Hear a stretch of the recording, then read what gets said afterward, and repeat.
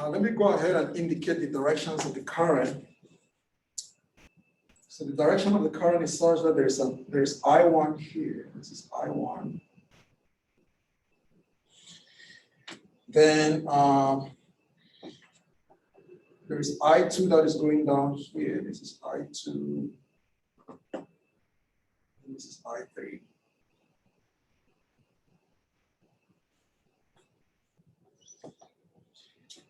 And so the question is now, I want to calculate. So calculate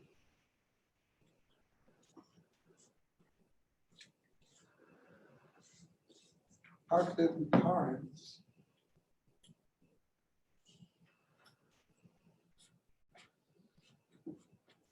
I1, I2, and I3.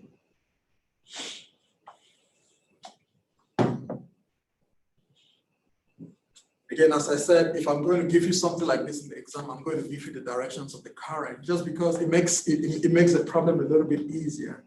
So once you have those directions of the current, the very first thing that you want to do is to introduce so you can introduce some numbers for the junctions and the loops. So let's just go ahead and say that this is point A here, call this point A, call this point B, call this point C, call this point D, call this point E, call this point F. Now, if I want to calculate I1, I2, and I3, then I need 3 equations, right? Because if I only have 2 equations, I cannot solve 2 equations to get 3 quantities. So if I want to solve for I1, I2, and I3, so we need 3 equations. So when you solve this problem, we need 3 equations.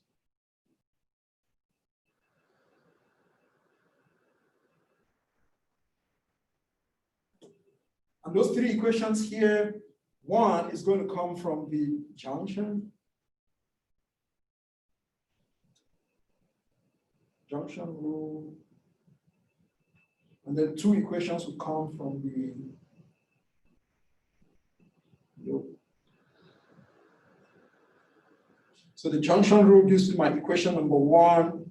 The loop rules gives me my equation number 2 and my equation number 3. And then all what I need to do is to solve those equations to get my I1 and my I2. All right, so let's go ahead and set up the equation. So let's start by looking at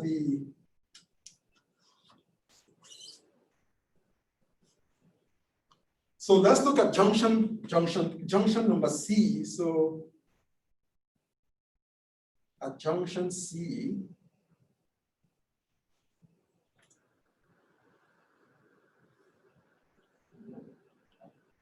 what should be the equation for that junction? For the current. I1 equals I2 plus I3. So I1 is equals to I2 plus I3. We can call this equation number 1.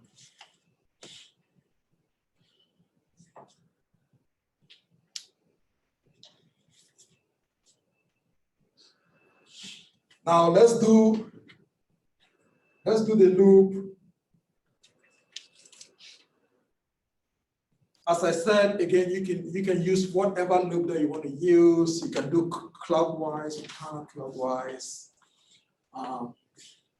But let's just look at this loop A, B, C, D, and A. So loop A, B, C, D, and A. So from point A to point B, there's just one, there's a battery supply. So if you look at this, so this is my loop, and my loop, I want to go in this direction like that. So like this. So let's start from point A. So going from point A to point B, we have, let's say plus 12. Going from point B to point C, I'm going in the same direction of the current, but across a resistor. So we put negative minus 5I1. Now going from point C to point B, I have a body, but notice that when I go down, I'm going from a plus to a minus across this power supply here, so you put -6. Now for the 10 ohm resistor here, you're going in the same direction of the current, so -10 I2. All of this is equal to 0.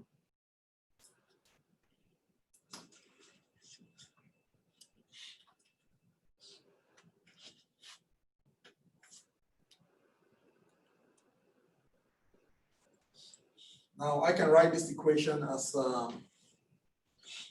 so I can write this equation as, so we can rewrite this equation as, so 6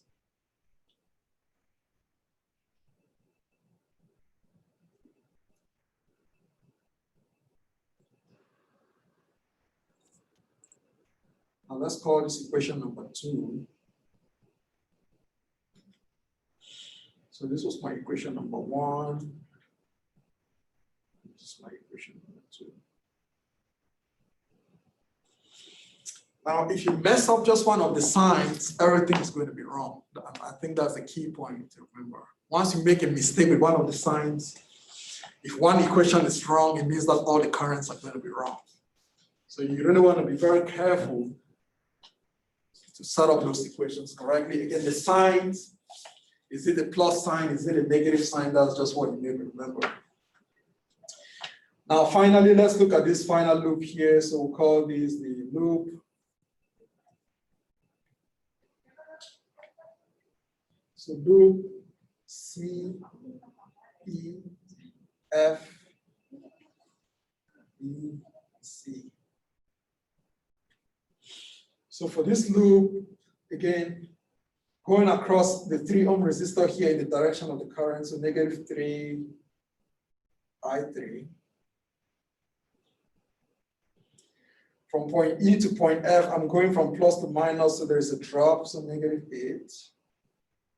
From point F to point D, there's nothing. From point D to point C, I'm going in the opposite direction of the current, so this would be plus 10 I2.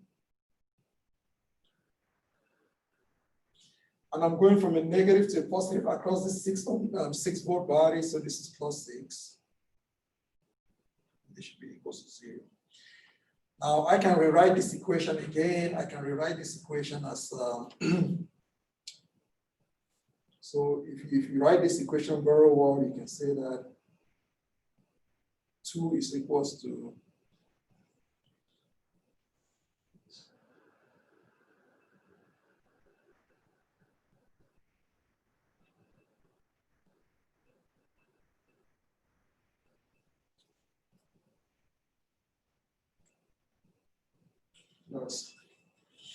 that's my third equation.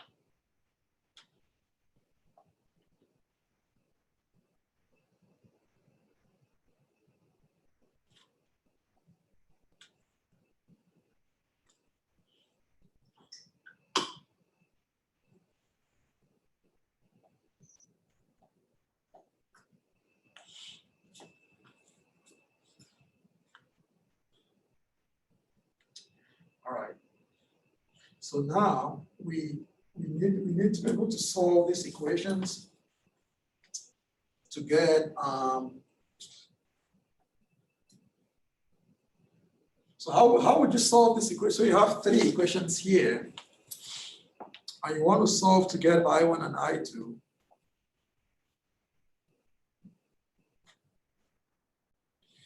Now, if I was the one solving these equations, the way I'm going to solve it would be something like this. So I can, so for example, since I know that I1 is equal to I2 plus I3, I can take this I1 and substitute into my equation number 2. Right? Now let's see what equation number 2 is going to be. So if you substitute I1 into equation number 2 is going to become 6 is equals to 5I2 plus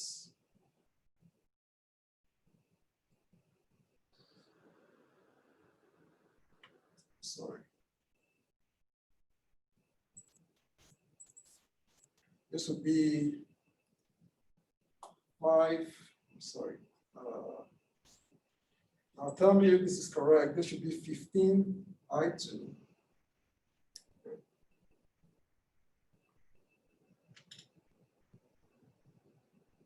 Then I3. Is that correct? So in place of I1, you just substituted I2 plus I3. Where do you get 15 now? Because there is a 10 I2. So You said you took equation 1 and put I'm it taking into- I1 and substitute. So in place of I1 here, you just substitute I2 plus I3. Now 5 I2 plus 10 I2 gives me the 15. I'm sorry, so that should be 15 I2 plus 5 I3, right?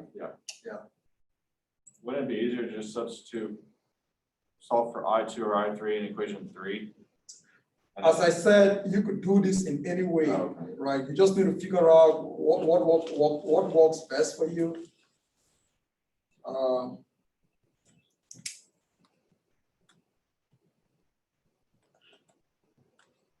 Does this look correct now? Then I can also, if you look at this equation here, 2 is equals to 10 I2.